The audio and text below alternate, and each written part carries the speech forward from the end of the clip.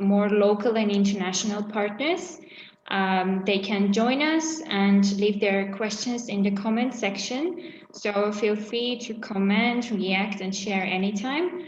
And we will be very happy to answer to those comments here as well. My colleagues as ESN Yerevan candidate section team is here.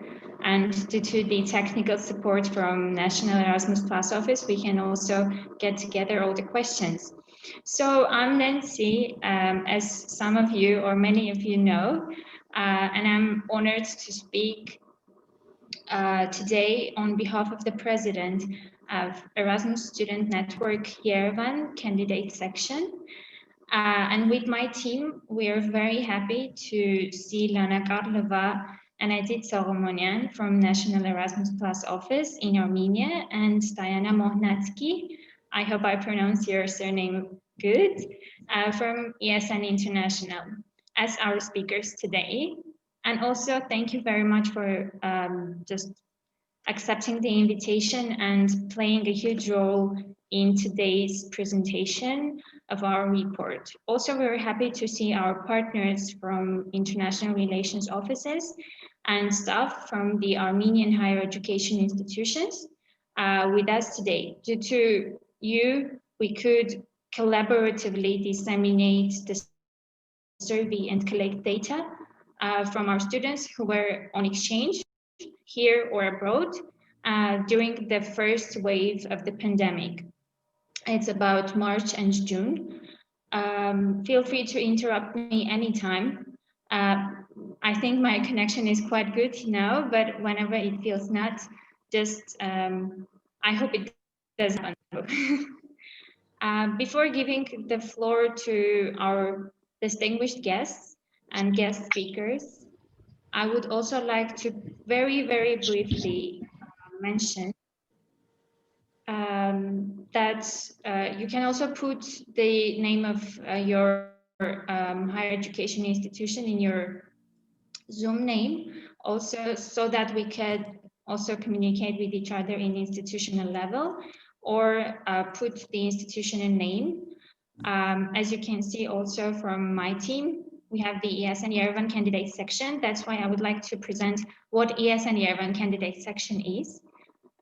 Just very, very recently on November 30 this year, our team has been confirmed by the Erasmus Student Network International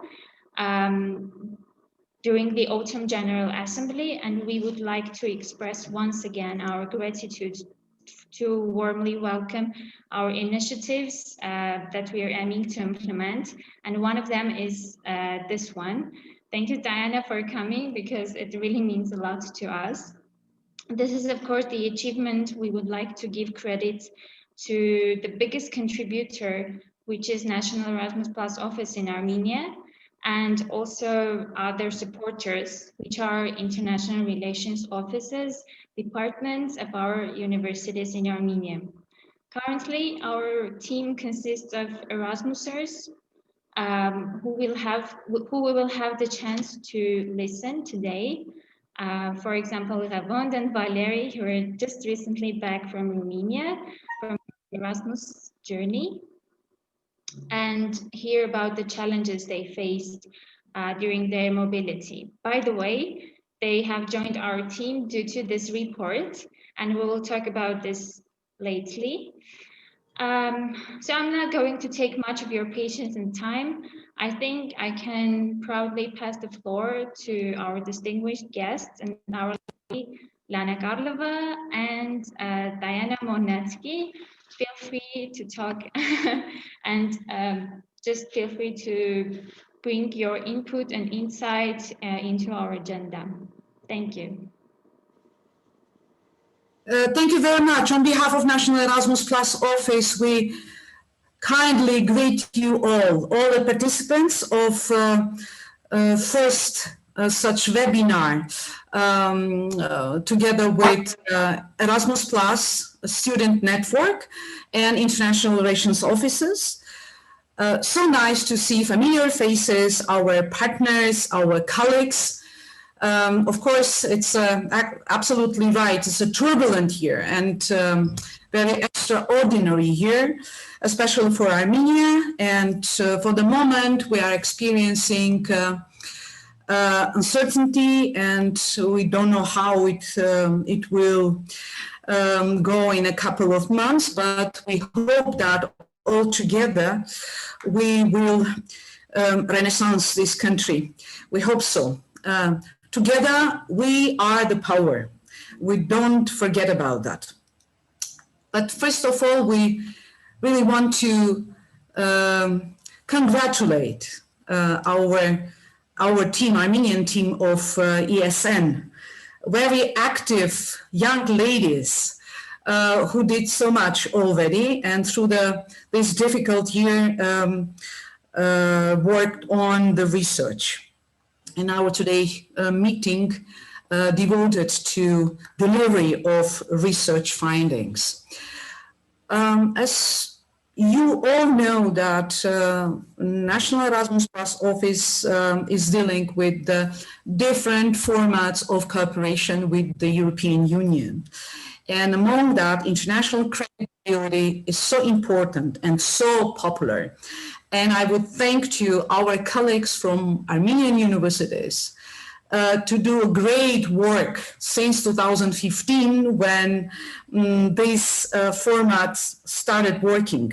And since then, Armenia already got around 16 million of euros for around 4,800, around that. Applicants, not applicants, but beneficiaries, students and staff who are going to the program countries and who come to Armenia. And still, we are on the third level in the Eastern Partnership after Ukraine and Georgia. And we hope that all the difficulties the country is facing, it will not harm our eagerness, our devotion and commitment to this program. And we know that our international relations officers, they put so much efforts for doing their best for the students, for the staff, and for this great mobility. We will continue. You know that this year, as soon that Erasmus Plus is under the reorganization, we will not have the call for international credit mobility and capacity building projects, only for Jean Monnet activities and Erasmus Mundus joint master degree programs. But next year, please keep your power, keep your strength, and we will continue. But I would say that now our team of Yerevan team of ESN, they will be supporters to this mobility, to our office, to you as well, because they will promote mobility. They will also help to reintegrate students who come from study abroad. They will also we will work on the national level, on the national, local level, and international level, and also work on the social and practical integration of students. Many actions and many works will be done by the team, and we hope that you and we, of course, will continue our collaboration, and we are looking forward to see the findings of the research you did a couple of months this year.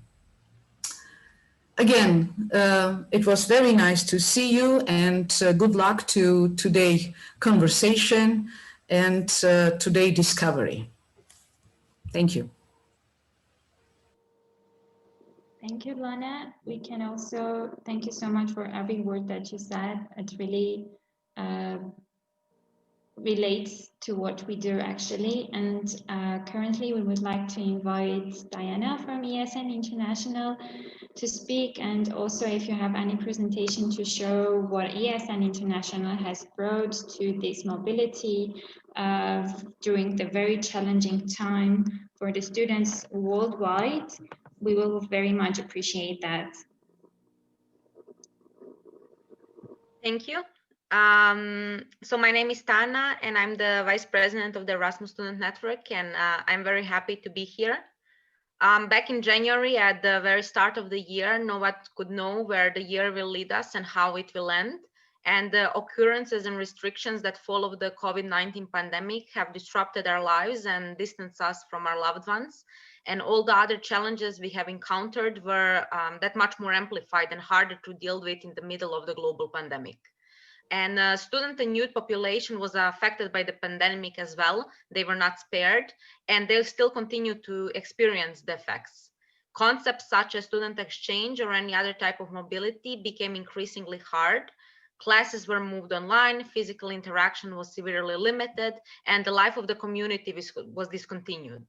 And while the domestic students have experienced same or similar issues, exchange students also had to deal with the feeling of isolation in a foreign country and lack of access to information in a language that they do not understand, to name a few, which has led to other severe health and well-being issues. And the situation was that much harder for students with disabilities, as well as students who come from disadvantaged backgrounds. Additionally, the added value of exchange, such as the possibility of cultural exchange and the opportunity to meet new people and experience a life in a new community, have been minimized. As this year comes to an end, we can safely say that this year was indeed a year of challenges. The pandemic has posed additional difficulties to what is often an already hard task. However, ESN has to continue to support the students in any way that was needed or possible, because we knew that the students needed us more than ever. We are incredibly happy and proud of how resilient our volunteers have proven to be, and we are very happy to have an ESN initiative in Armenia now, which is the last country we have been missing from Eastern Partnership. Even in the time of crisis, our mission and vision remain untouched, and our values are more important than ever. And in the time that it is so easy to feel divided, we continue to unite. We are also incredibly grateful for the support we have received from the institutions and stakeholders we cooperate with. It is incredibly important that the student representatives have their say and that their voice is taken into account when the decisions are made. Only by mutual cooperation and understanding will we change, improve, and grow. We can also safely say that this year is a year of change, especially in the face of the new Erasmus Plus program that starts next month. The new program will open the doors to even more students from all over the world, and it is our role to welcome them into our communities. More students from more backgrounds means more diversity and more opportunities for cultural exchange.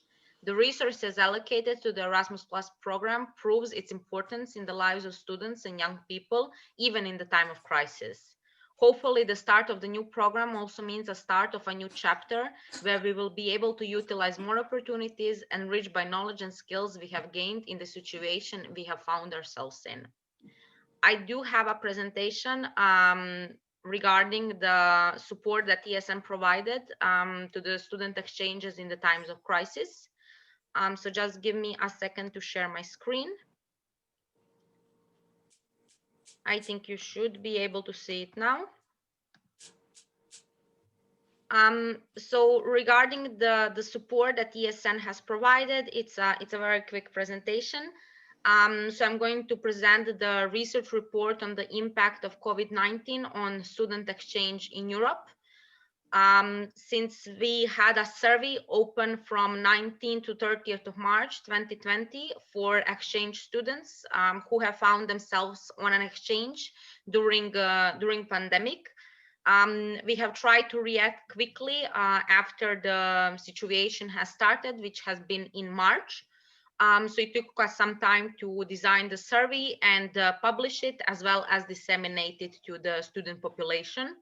In the end, we have managed to collect 22,000 responses from international exchange students in Europe. They came from 125 nationalities. 94 of them were Erasmus students, and 99% were on exchange in one of 42 ESN countries. So currently we have membership in 42 countries across Europe, and 1% came from countries that were not represented by ESN. There are several findings that we found interesting inside of the survey and that we use to share with the European Commission as well as with some other stakeholders in order to be able to take action in the moment to support the international students the best way possible. Regarding the impact on exchanges, what we saw from the responses is that a high number of students continued their mobility period since they were at the start or in the middle of it. So 65% of the respondents has continued their mobility period. Around 5,500 have canceled their mobility period, and some others didn't know what to do. And we also had a minority of other responses that were also quite unsure about how to continue because they didn't have access to information or they simply couldn't make a decision due to other factors in their lives. 42% of the students stayed in the destination, so they decided to go for the physical exchange, and they decided to stay in the country, in their host country. However, 40% of them did return home, so they went back to their home country. Some of them were unable to return due to the canceled flights or restrictions since the borders have closed. And some small number of them was unable to start the exchange, so they were not able to go to their host city and host country from the very start in order to start the physical exchange. And 5% was undecided at the moment when we had a survey. They did not know what to do, again, probably due to the lack of access to information or inability to make a decision due to other limiting factors. When it comes to the impact on the class schedule, the situation has improved now quite a lot, and the universities have managed to adapt as well as the students. However, back then the situation wasn't like this for all the students and for all the universities. Some of the universities have completely canceled the online classes, and the students did not have any classes, either physical or online. However, the majority of the classes were either partially or fully moved online. So they either had fully virtual learning or they had a hybrid approach towards learning. However, the situation has caused some of the disappointments in the students and in their exchange and the way that they perceive and experience their exchange. As we know, one of the main motivating factors for students to go on an academic mobility is also everything that brings the added value to that academic mobility. So it is the possibility to get to know another country, to get to know another culture, to get to meet people from all over the world who are coming from different backgrounds, who have different experiences, and making friends who are going to either be very short-term or long-term friendships. However, all of these added values have been now removed, especially in the time when we went in a complete lockdown. And students did feel isolated, and like the opportunity to socialize and to fully experience their exchange was either quite limited or completely removed. Of course, one of the biggest roles of ESN is to make sure that this does not happen. And even in the time where we cannot be physically connected, to provide opportunities and to provide chances for for online interaction when physical one is not possible. In order to make sure that the students do not feel, like they said, isolated or disconnected from the community and from their peers. So we try to adapt and to provide many more online opportunities for them to do so. Since one of the biggest advantages of being online is that you also do not have to be limited in the country in which you are doing exchange, but that you can also connect with exchange students from other countries, either in the region or from completely other parts of the world. Some of the practical problems that were mentioned in the survey are the following. Of course, the first one is the finances. As you can see, the 65% of the students have felt like the communication has been unclear when it comes to either receiving the grant or having to return the grant that they have received for their exchange. 13% back then already know that they will only keep a part of it, while 11% knew that they will keep the full grant, while 7% had to return their grant all in all. This was mainly the decision of the university. Back then, there were no common guidelines, so the universities reacted based on their decisions, which were quite individuals. So students were quite worried about not being able to pay for their accommodation anymore. Many of them still continued paying for their accommodation, either in a flat or in a dormitory, even if they chose to return back because they had contractual obligations, which was quite hard on their financial status. They were also worried that they will not be able to pay for their flights if they do not get a second installment of their grant, especially those who had monthly payments, since some of them received the complete amount in the beginning, while some of them have monthly payments and monthly installments of their Erasmus Plus grants. When it comes to the other major problems that were experienced by the students that are not connected to financial situation, the majority of them has lost any possibility to return home due to the limited transport. So as you can see, more than 6,000 students have experienced this, the inability to return home. This has caused quite a lot of stress from students, since their universities and their families as well have been urging them to come back home. However, they simply could not because the transportation was quite limited back then. A lot of them did not have access to basic needs such as food and sanitary products. They could not get out of the house, or they could not communicate in the language of their country, which has caused them to not have access to some of the basic needs that every human has. Some of them simply didn't have access to information in English language, so they did not know what's happening. They did not know if it's safe to go outside, if it's safe to go in a store, are the stores open? So they did not have access to information in order to satisfy these basic needs. For some of them, accommodation was fully canceled or closed. So some dormitories have fully closed down. And of course, domestic students could go back home to their family homes, the majority of them. Exchange students did not have this luxury. So they found themselves without a home, either being forced to go to their home country or try to search for a flat, or at least stay with someone with whom they have met during the exchange. Some of them did not have access to medical support, which was quite needed back then. And then there was a part of them which had problems with visa or residence permit, which usually happens and is not necessarily connected to COVID. This is something that students often experience who do need a visa or a residence permit. Unfortunately, quite a large number of students has experienced more than one of these problems, which has then caused quite a lot of stress for the students themselves, and has probably left quite a negative impact on their experience.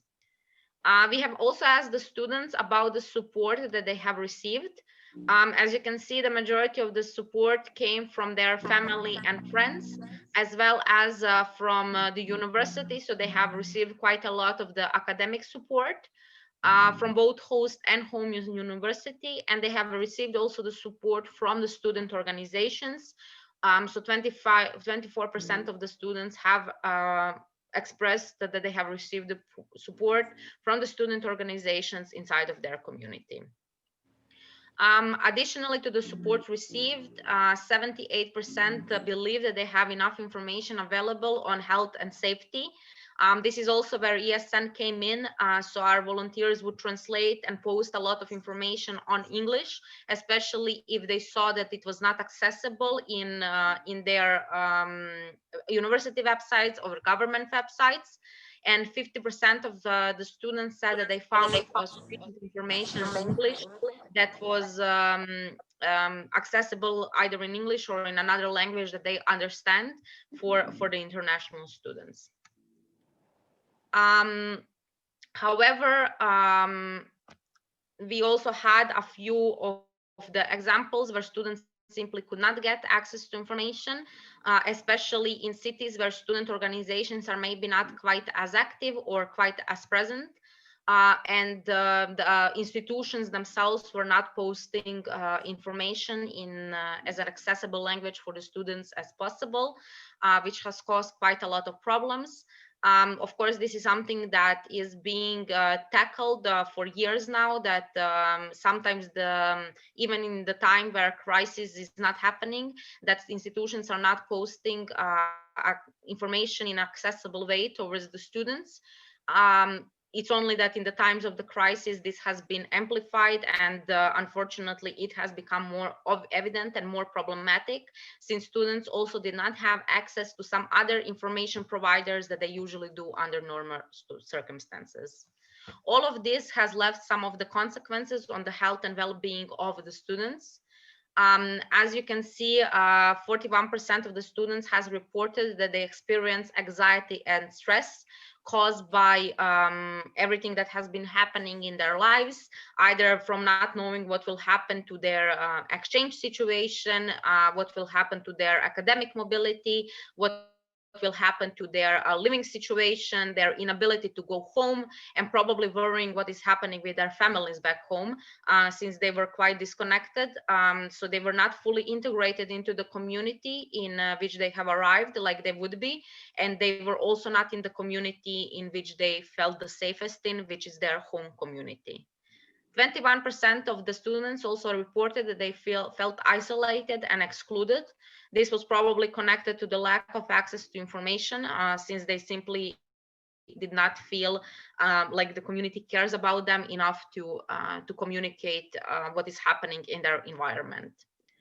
Unfortunately, there have been some reports when it comes to the discrimination and racism. So 6% of the students have reported discrimination based on nationality, whilst a smaller amount of students has reported racism based on ethnicity. Of course, this very much depends on the nationality of the students. And back then, Italians in Europe have experienced quite a lot of discrimination, since COVID was quite widespread in Italy, and it was more present than in other countries. And the majority of the cases were coming from Italy inside of Europe. You can also see that in the students' voices and in examples of what students have communicated to us. So we have also noticed that 24% of Italian students have experienced discrimination based on nationality, and this was also quite present in Asian students inside of Europe, since the virus was originated from their continent. So quite a lot of people were discriminating against Asian students, and were telling them that they do have the virus, or that they're carrier of the virus, or to simply go back to their countries. There are a few conclusions that we had from the survey, which we also shared with the stakeholders, especially with the Commission, and the recommendations. So we have called for more information that targets international students in English or other accessible language, since some countries do have a high number of students from a specific country or a specific region where the common language is shared, so that they can share also information in that language. to provide the support that is accessible and available for domestic students, for international students. Back then, quite a lot of universities were providing free psychological help to their students, but they were not providing it in English. So we have called also for this to happen and for these kinds of services for students to be available towards international students as well. To inform students about their rights regarding accommodation when a mobility period is interrupted, which has been quite a big number of cases where this did not happen, that the dormitories simply closed down, or where the contracts were not respected due to the mass panic that was happening. So we have called for the universities to protect the rights of students when it comes to their accommodation. When it comes to the financial impact, we have also advocated that all Erasmus students receive adequate funding to cover the costs that have appeared, so that they do not have to give back the grant that they have already spent, or that they do not have to pay for anything that was out of the ordinary from their own pocket, but that this is fully funded from the Erasmus Plus grant. And that the financial situation of students is secured, and that this does not have any other financial impact on them, since it did have quite a lot of impact on other areas. We have also called to ensure equal access to online learning tools for students, and to be mindful of the diversity in student population when it comes to access to various technical equipment, but also when it comes to the various disabilities, when it comes to the learning, from visual impairment to others that are often forgotten in an online environment. And we have also called to implement actions in learning activities or elsewhere that encourage interaction among students, which was quite important, that students, even in the academic environment, get to interact with one another as well as with their professors, in order to minimize the feeling of exclusion from the community as well as the isolation, since they're on academic mobility and this is quite a large portion of their lives. In ESN, we have also started Erasmus at Home campaign, which was our online initiative that could be accessed through the tag Erasmus at Home. And we also had a tag board that collected all of the experiences of the students, everything that they were posting, everything that the governments were posting, officials were posting, universities were posting, or activities that we were organizing. If they were collected under the tag Erasmus at Home, students could access them through a simple tag board. We also have developed our website called activities.esn.org, where we have added a special part, which is online activities. And our local member organizations have continued organizing several online challenges and activities, such as yoga classes, cooking shows, tandems, various charity activities, and similar, in order to support local communities and to provide interaction opportunities to the exchange students. Additionally, we have also called for supporting structures that should be put in place in order to allow for impact assessment and to support the recovery of international student mobility, which has now already been in a very large amount done by the Commission and other stakeholders who have taken this into account and who were quite quick to respond to the needs of the students, but also to the needs of the universities. Of course, as always, in situations like this, minorities and people who have different needs and who have different experiences are often excluded and often have different experiences than the minorities of those who are privileged enough to fall into the majority, for whom the rules are tailored. So we also called that the students who come from less advantaged backgrounds receive additional support, and that they are taken care of, and to provide solutions for them, and to we have also called for equity and inclusion in order to address the needs of disadvantaged students in the recovery process. since, like I said, quite a lot of students have experienced individual issues due to their individual needs and disadvantages that they have experienced, but they still decided to go on exchange even despite of this, which is always very much encouraged. So we have wanted for those students to be especially taken care of based on their individual needs. At that point, we have also started our project, which is called ICM, which stands for Social Inclusion and Engagement of in Mobility, which is here to support and enhance the participation of students and students who have decided to go on mobility from disadvantaged backgrounds. You can also check the project on the project website, which is icm-project.eu, and the project aims to widen participation of less advantaged and underrepresented groups and to increase the interaction between international students and local communities of underrepresented groups in order to increase intercultural exchange and visibility of international students.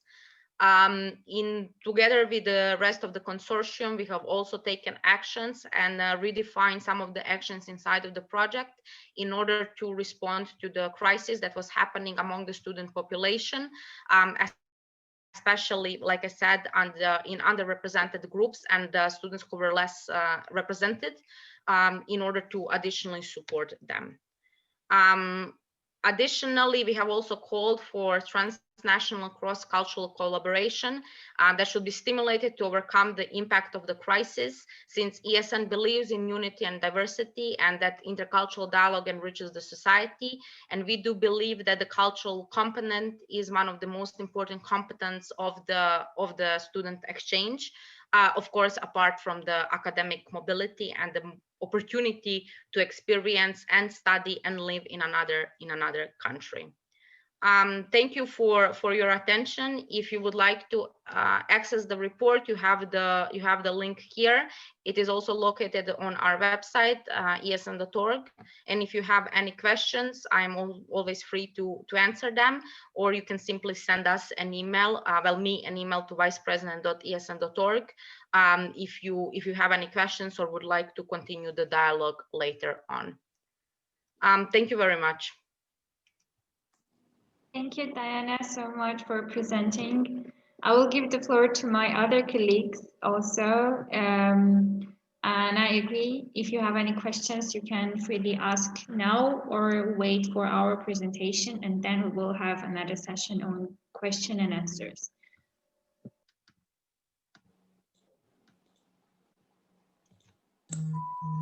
Hello, I would like to ask Nancy to share screen, if possible.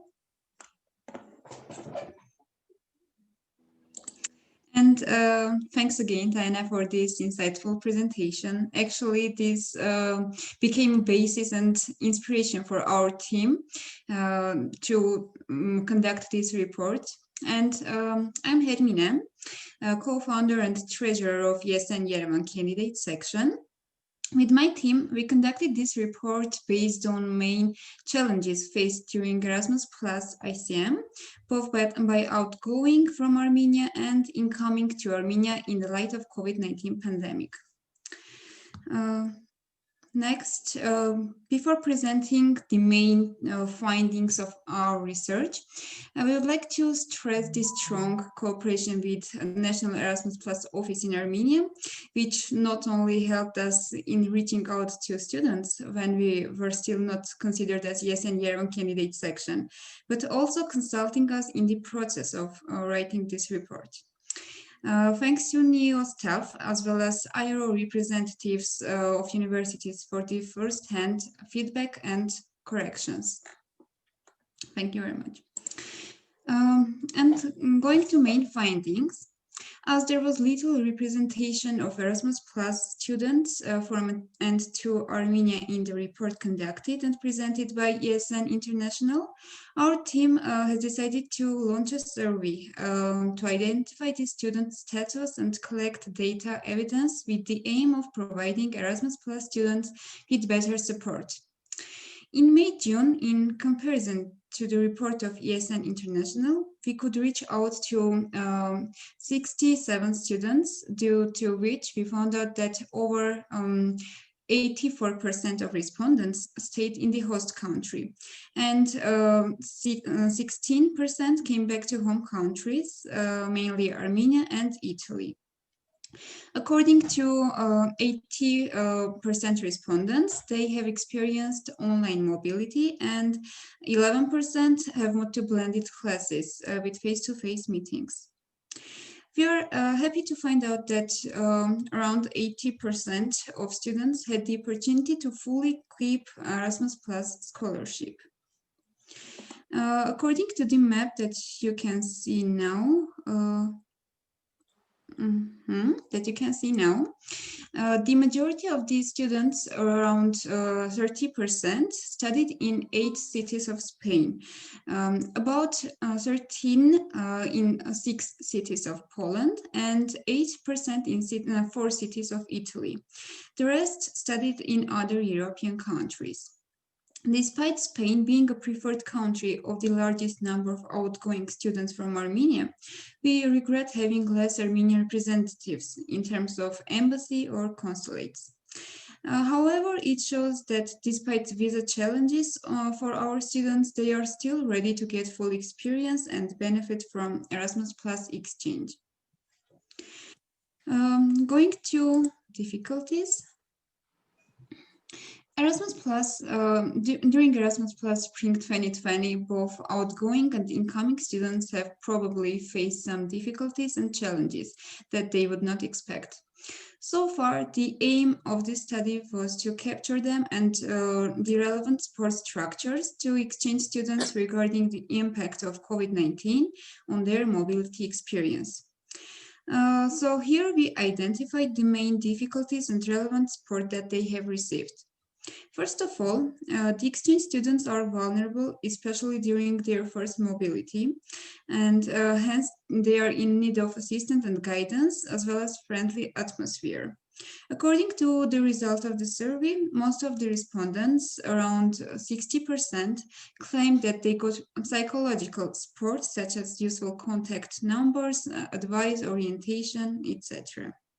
Next difficulty, again around 60%, include inability to attend classes in the campus, to have access to the library and share practical knowledge in specific areas of study, such as medical.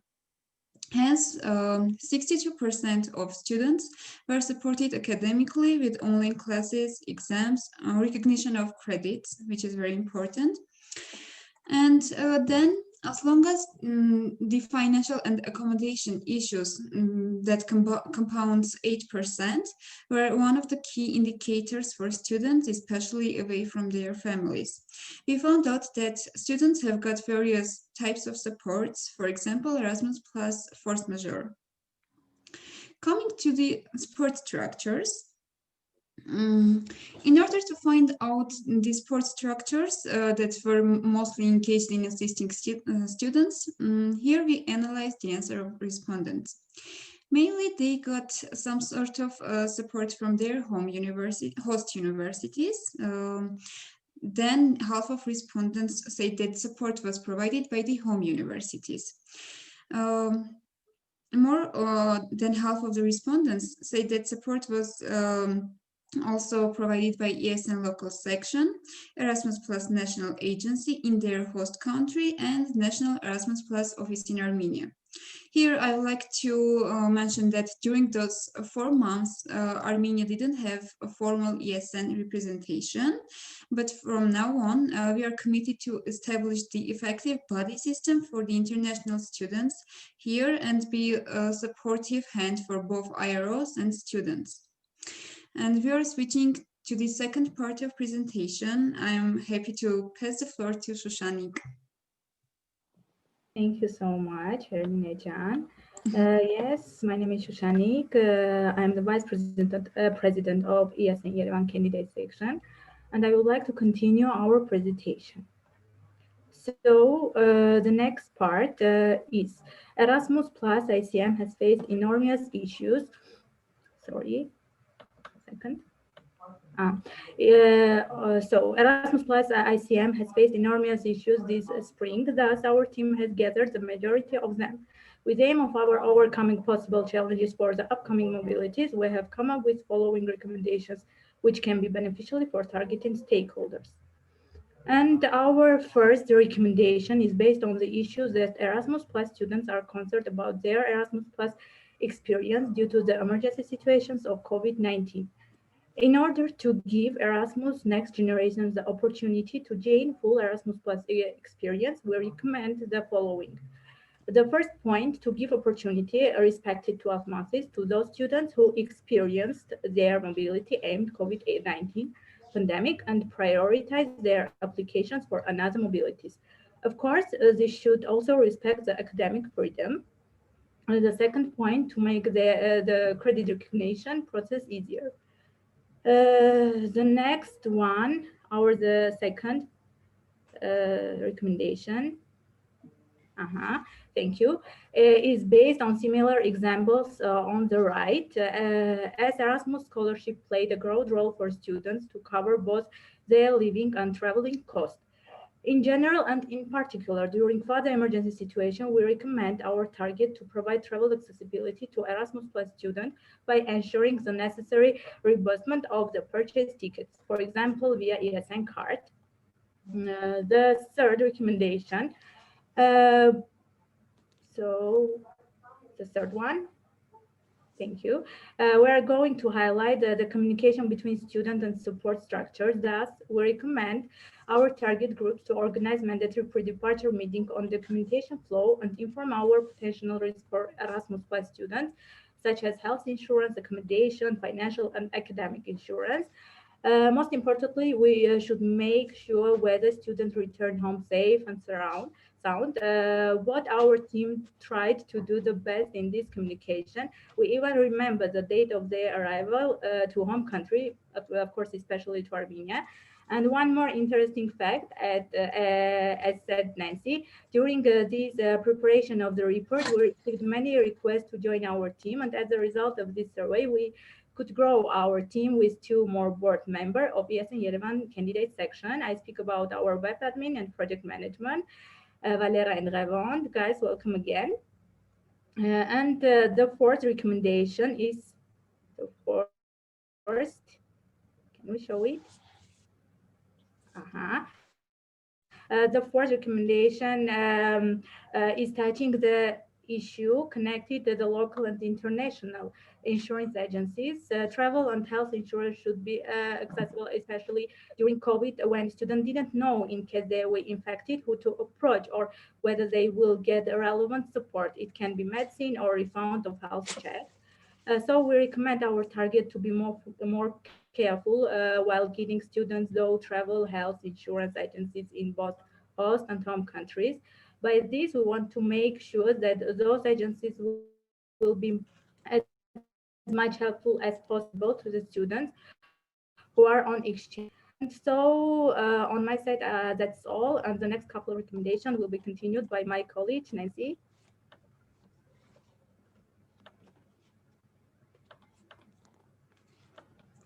I unmuted myself. Thank you, Shushanik. And also, it's again me. Hope you're not being bored by my voice. I will present the last 2 recommendations that we have prepared. Although you can see on the right side that we have put some of the opinions of the respondents in brackets. And yes, due to the opinions and some similar opinions, we could come up with the following recommendations. One of them is the necessity to ensure sources and information, for example, online libraries, Moodle, or any other online platform that can be provided. And we want to make sure that they can be inclusive to all groups of students with disabilities or not, it doesn't matter. And it doesn't matter when they have a blended or online mode of education or mobility, especially because we have heard so much that our Armenian students is also other students, they participate in exchange even online. So by this recommendation, we want to make sure that they are provided with specific and necessary tools. While, of course, we were preparing this report in spring, we were full of hope that COVID-19 restrictions will ease up and our recommendations will be accurate enough to be implemented by fall 2020. I know it's very ambitious and it didn't happen, but we saw for that maybe 2021 will bring some new changes, and we want to make sure that students can benefit from Erasmus Plus mobilities as before. It seems like this specific recommendation is mainly directed to home or host universities, but it's not so. We also, in the target group, you can see, we also include ESN local sections for the following reason, because they can be, for example, us, ESN Yerevan candidate section, we can be the career of many digital and innovative tools or platforms. For example, by the ESN International's latest sharing, we got to know that they presented online learning agreement, which is quite cool. And we hope for further cooperation with ESN International, as well as with the International Relations Department to implement and transform learning agreements into online mode. I will go on with the last but not least recommendation that we studied. We studied the support structures and explored a very wide gap between the effectiveness. You could see, is everything okay with my connection? Do you hear me well? I didn't ask. Yes. You could see that, yeah, thank you. From the graphic that Hermine presented, we have found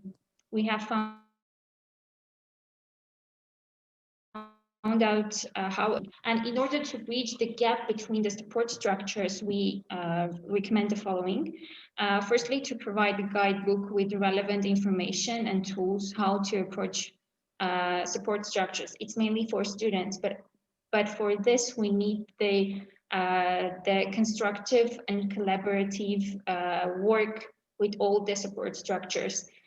So I also invite our colleagues your attention in order to create this kind of support guidebook, if it doesn't exist yet for Armenians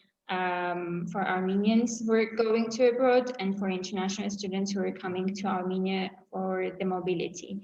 Next, we want to reach out to the Erasmus Plus students and conduct need assessments anytime and everywhere possible, because we see that every kind of challenge can come up every time.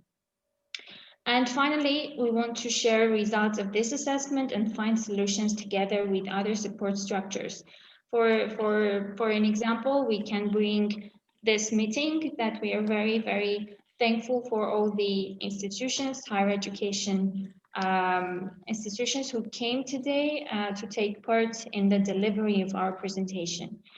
This is again about the communication, as you can see, which we talked too much. And definitely because we don't want to hear that students are afraid to contact the respective structure or party which can provide a relevant support. You can see from the quotes that there were cases that they were afraid.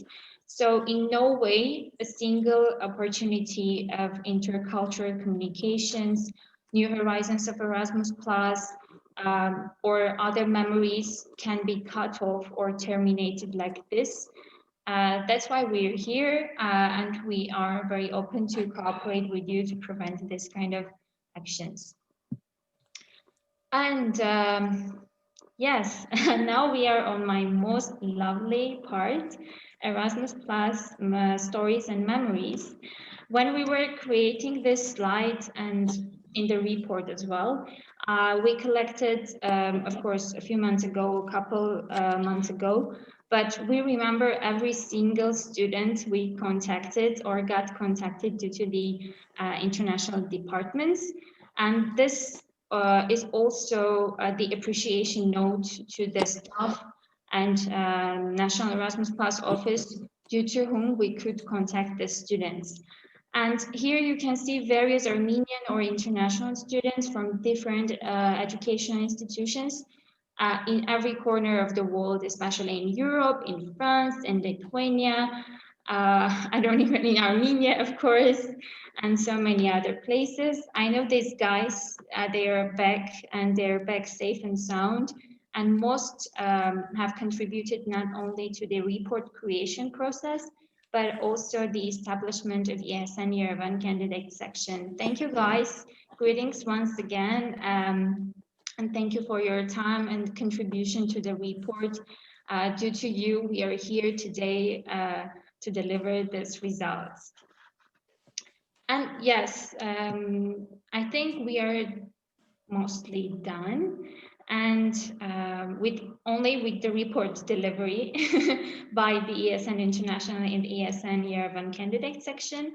So feel free to come up with questions, comments, suggestions, or any other form of feedback here in the Zoom platform, or make sure to contact us also via email or via social media accounts that we have created. And as you can see, after the General Assembly of ESN International, we could also implement one of the promises that we gave during the General Assembly to create our own pages, so you can freely follow and follow our pages and be more close to our team. I think I will close the presentation by my side, and we will have the chance to interact with each other. So yes. Oh yeah, thank you for sharing the learning agreement. I see the comment by Diana.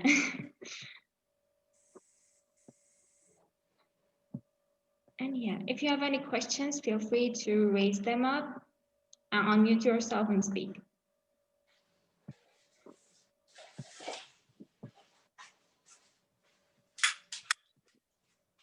I just want to add that I have sent the link of our report in the chat. You can find it there as well. Mm-hmm. Thank you for your patience, because I hope like 1 hour is still a very long time to resist in front of the desktop.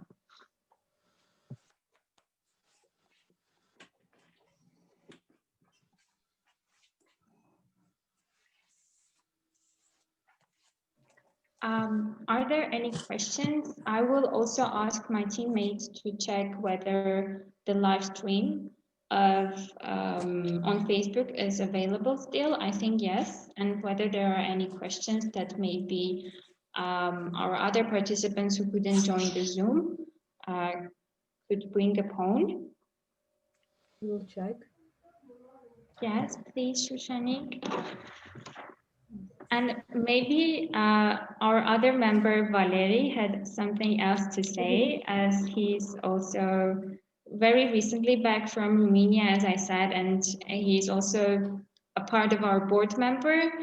And yes, due to this report, we have multiply said this. He's here. So I'm giving a few words to you. Yeah. Thanks, Nancy. So actually, yes, I wanted to say that I was a part of your questionnaire. Personally, I gave my opinion about the ESN during the pandemic, and all the presentation which you made. It was really there was 100% information about the ESN during pandemic. And there was, of course, there were sad parts. For example, traveling. Maybe someone missed traveling, like face-to-face classes and so on. But I need to say that ESN Romania have done its best to support us, and also thanks to our university. As I see, our dear Nkera Alexanian is here from ANO, and thanks to Ophelia and to Nkera Alexanian for their support for our university, because I don't know what we should do without them, and that's it. Just feel free to contact to your universities if you need help. Yeah, thanks. In other countries.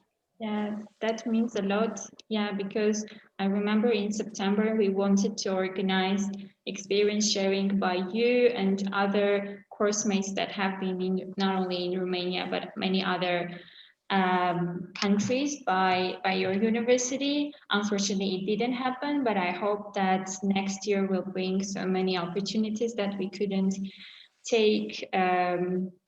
Yes.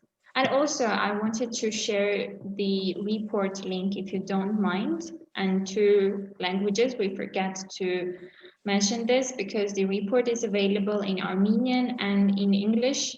So the content is totally the same, but they are translated. Yeah, it will be very crazy because yeah, we put it so much time and effort to bring accessibility to every partner and every student that will read and share the report. And also, as I said, I like the memory part the most because there are so many links with different universities. You can enjoy the stories and the photos, videos, and everything by each of the institutions that are also here present with us. Thank you so much for coming. I know that it was very hard to be here, especially today, especially during this time. I would also like to hear something from you so that to know that you somehow enjoyed or even didn't. Feel free to say this as well, the report presentations by us. If I may, I'm sorry, if I may. Thank you so much for the invitation. I'm Annie, coming from Brussels State University. I do not have any questions. I would like just to express my gratitude to you and say thank you for the hard work you carried out. And I'm also very happy that at last we have ICM Yerevan candidate section. Thank you so much, Nancy, John, and all your team. You are doing a great job. Just encouragement and efforts from us, people who are involved in international credit mobility. We stand by next to you and we are very happy, looking forward to the further cooperation. Thank you so much also for this report, because there are very important points mentioned there that we need also to take into account in our further activities and work with the students. We highly appreciate it. All the best to you in your further endeavors, and jointly with us all together. Thank you. Thank you, Anijan, so much. It brings so much energy to see you. But I hope that we will meet face to face and we will conduct so many meetings as partners and officially as partners. I remember too many Erasmus days spent in Brussels State University together with National Erasmus Plus Office. And I hope that the second cooperation will be via ESN Yerevan candidate section. If I may pop in, there is one question on our Facebook page, which does not really relate to the report, but maybe our international relations officers could answer the question, because Albert Arababian is asking if it's possible to have mobility the coming semester. Well, we've responded that it depends on his university, but it would be really nice to have your insights, your feedback from the present universities. What are your plans for the mobilities for the next semester? Thank you. Hello, everyone. Nancy, John, thank you for the presentation. Thank you for the work done. Thank you to your team. And I will add to Annie's words that we really needed this kind of body in Armenia. And hopefully soon all this situation with COVID-19 will disappear and we'll have international students here and outside, and we'll have many events together organized. So as about the mobilities, we are currently organizing one mobility with Spain. And I think that Bristol University also has this mobility with University of Valladolid in Spain for the next semester, and they are open to have our students there. And at this moment, we only have this mobility planned. We had another mobility which we were planning to organize for the next semester with one university in UK, but recently they told us that it would be better to postpone it for the next semester, for the autumn semester. It will be safer. That is the information that we have at this moment for the next semester. Only one mobility to Spain. Thank you so much, Raisa, for responding. I actually, if you don't mind, also as a speaker, I will have another question to, as this is very rare opportunity to gather all the international departments here as our first meeting. I hope the next one will be face-to-face when the restrictions will ever gone. And my question is the following. I know specificity of academic freedom in many universities in Armenia, especially I'm from French University in Armenia, and I have been too many times faced by the following issue that students are saying, especially this year, those students who couldn't take part or they took part in the mobilities.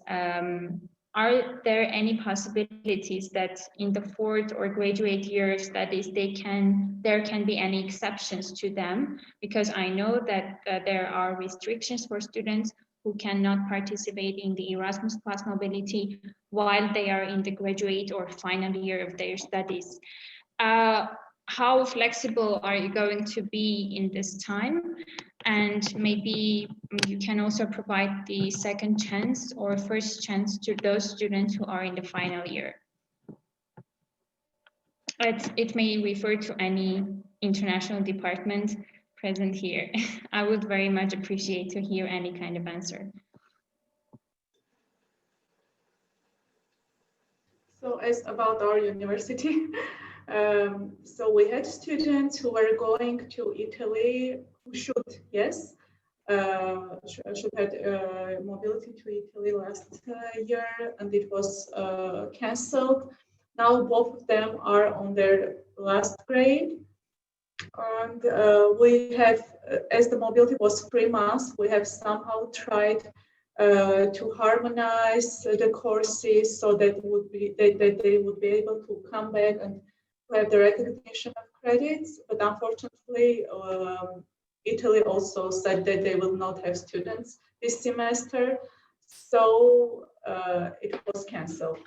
As it is difficult because if they are on not the last year but the last semester, yes, then when they come back, they have their final exams, then we should carry out the recognition of credits. So it would be very difficult, not only for us, but also for the students, especially if they have some exams which have left from Armenia University. They should have these exams again. So I think that we have tried to help students, but it is not possible if, for our university, it is not possible if they are on their last semester.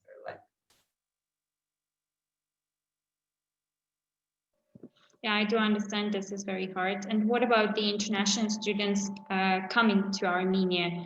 Are you open to host them? Because we need to work on our buddy system, as we mentioned, and we would also like to work with them, as this is our main mission.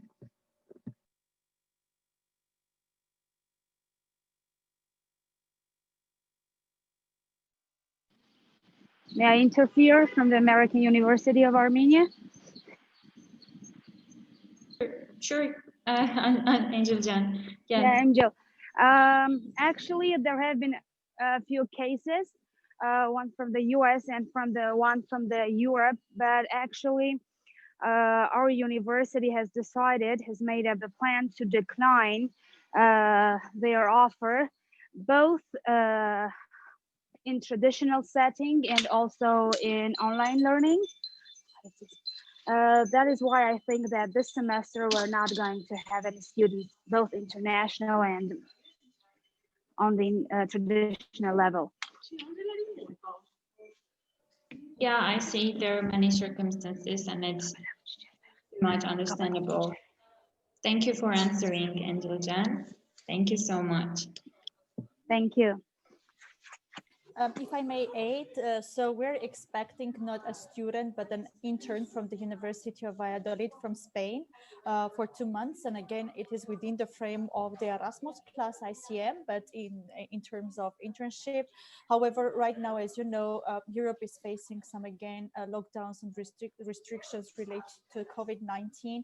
So we are happy to host the intern. However, now we're more depending on the Spanish side to see how they will proceed with the COVID. As soon as we have any updates on that, we will let you know. We had some, previously we had some mobilities, approved mobilities of incoming students, for example, from Latvia, but unfortunately the students had again to refuse the mobilities again because of the COVID-19, since the situation there is getting worse and worse day by day. So but for the case of intern, we will let you know. Thank you so much again, Anijan. This is truly the cooperation that we're searching for, because our main aim is to make the life of any international in Armenia easier. So for that, feel free to approach us. We will try to help them while preparing any kind of meetings or getting them to know to the Armenian culture and everything. I know that the universities are doing their best for that, but of course we will add some other inputs to their memories as the SN Yerevan candidate section. Thank you.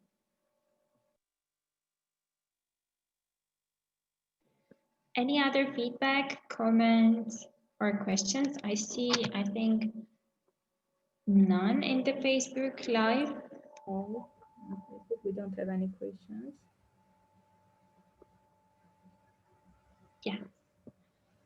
Thank you, Ala. Thank you, everyone, for participating here. Maybe we will do the closing remarks. I will give the floor maybe to the which one would like to give? Which one you would like to start? National Erasmus Plus office as the main speaker, and then Diana, if Diana is still here, and then I will sum up the meeting and we will say goodbye.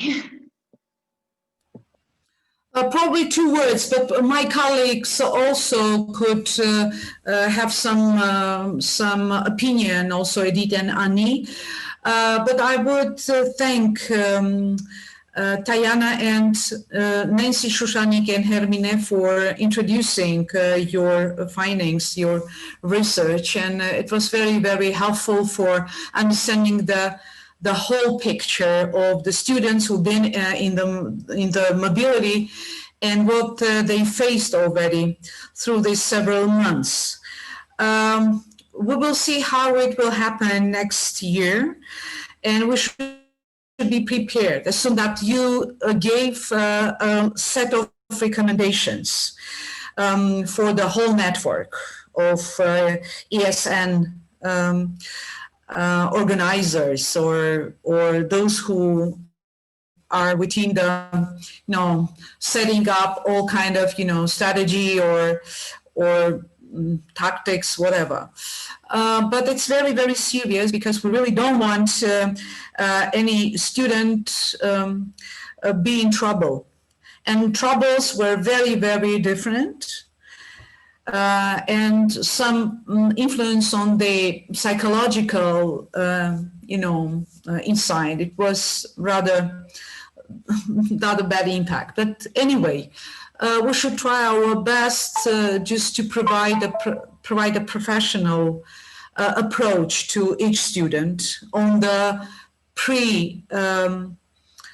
pre-orientation event. It should be absolutely everywhere in each university.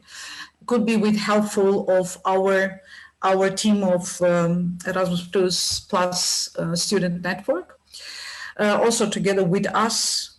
But it's very, very important. And also after they're coming back, as soon that Edith and Annie through this year and before, they started Erasmus Mundus talks.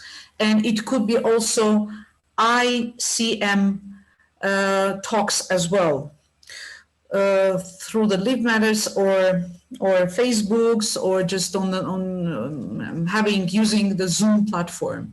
It will be also helpful, but we should wait for these traveling possibilities for our students and staff through the ICM format.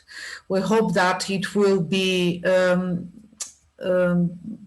in the autumn time next year, probably just a continuation of the ongoing projects. Hope that it will take place. This is what I want to say, but we should follow all the restrictions concerning COVID-19. And also, that a couple of days ago, it was information about a kind of new virus, which is much more dangerous than COVID-19. We'll see what information we'll expect to catch us. We hope that it will be not such a danger. But still, students are calling and students are interesting for the ICM mobility. But many of program countries are closed, and it all depends on the state of play of the virus in different countries and different restrictions and regulations, and we are under those restrictions as well. We just trapped by the behavior of the virus. But we hope that we will soon be open and be mobile. Hope to get that information, that news soon. Probably Edith or Annie want to say something. Yes, we would like to hear. Greetings from my side to ESN Yerevan candidate section, to ESN International representative, and to IRO representatives, to our all colleagues. Thank you for the presentations, for the job you have carried out, the insightful presentations and the outcomes of the report on COVID implementation, on ICM implementation during COVID-19. I have a small suggestion from our side to have a dedicated page on ESN candidate section on our website, and also on the websites of all international relation offices, to have a brief info on ESN candidate section, on their functions and tasks, and also contact information, so that the international students as well as local students could directly contact them for support or for guidance, to reach more students and to be able to help and support more students. Thank you again, and I wish health to all of you and your families, your beloved ones, and hopefully we will be able to meet and discuss future initiatives and cooperation arrangements. Absolutely. Thank you, Anija, for the suggestion. We will take it into account until we have our own website as well. And yeah, Edith? My final feedback, everything said, I second my colleagues. What I would like to just say that because Tayana mentioned the hashtag Erasmus at Home campaign, we did that as well. I mean, we've been following ESN since many years, and we also used this hashtag to kind of create a bit of solidarity and bring our beneficiaries together and link the international community, Armenian students to the international community. So most probably, if you use the hashtag, you can find some of our posts as well. I would like to say that indeed it was a difficult time for us as well, because we did not expect so many students to be in need of help. And we did a lot of efforts to provide information, to guide and consult the students. And since this survey was mostly with the ICM participants and not Erasmus Mundus scholarship grantees that had to leave the country, the number of our support, the percentage of our support was a little bit lower than in reality, because we have provided a lot of assistance to the EMGMD scholarship holders who left during these pandemic lockdowns. The most difficult thing is indeed the fact that we do not have embassies and representations in every country. And that is why we need to be better networked, and our ESN candidate section needs to be better integrated into the international network of ESN, so that we can kind of catch up and use the wider international possibilities to fill in the gaps, the natural gaps that there are. I wish everyone good luck. We're always here to help you with questions and answers, to help you with guidance, any kind of support. And we're here especially for the new team. And we hope that we'll get a lot of initiatives on your behalf, Nancy and the team, the board. Do feel free to contact us. Thank you. Absolutely, too many hugs, Editan, too many. And finally, do we have anything from Diana? Are you here with us? Yes, thank you very much. I also wanted to thank you for the invitation. It was nice to participate, and it was nice to hear also about your findings, even though I took a look at the report back when you sent it back to us back in spring, I think it was, after you actually conducted it. It is very nice to see the cooperation that you have going on with the IROs and with the National Erasmus Plus office. Unfortunately, this is not common in all of the countries, and in some of the countries, ESN unfortunately lacks support from the institutions. And this is very important for us, because these two institutions are the most natural partners of ESN, and together we can really make an impact on the student mobility. And even though the numbers when it comes to the incoming students might be a bit lower in the coming period, new Erasmus Plus program brings many new possibilities. And one of the aims of ESN is also to promote outgoing mobility and to promote all of our values inside of the community as well, and reach as many local students as possible. So there's still a lot of work to be done as well, even if we have a bit lower number of incoming students in the upcoming semesters. So I really just wanted to thank you for all the work that you are doing in Armenia, and we are all very proud of you, as you might have heard at our General Assembly. And thank you very much to your institutions for providing you as much support as they are providing, and being so open towards the cooperation between you and them. Thank you so much, Diana. And indeed, it was very hard, but very positive way. And I hope that ESN Yerevan candidate section can bring much more drive into our cooperation with the support structures, which are IROs and especially National Erasmus Plus office. And during the next year, we will have more news to share with you, with our partners, as we're going to continue our application with ESN International and carry on with being a candidate section, and then being appointed, I hope very soon, as an official representative of ESN International. We will see what will happen. That's why I'm saying that New Year is coming, and we need to set up new goals and carry on with them. So the only thing that I can wish is to be safe and to spend more time with your loved ones, and know that we are here for you, for our students. for a long time. Yes. Thank you so much for participating. I think 1.5 hours was very productive for all of us, and it will last the same way for the next meetings. Thank you so much for coming and listening to us.